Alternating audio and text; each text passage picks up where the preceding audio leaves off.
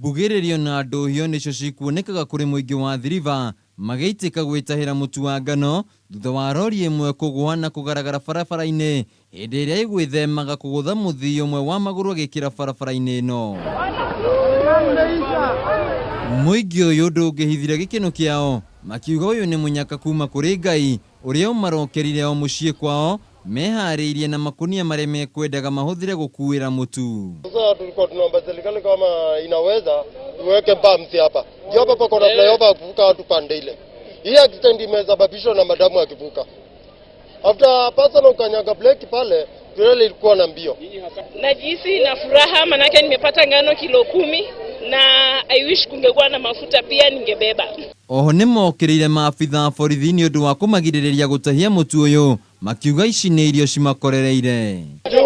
Kama lori imeanguka kwa barabara hakuna haja wafunge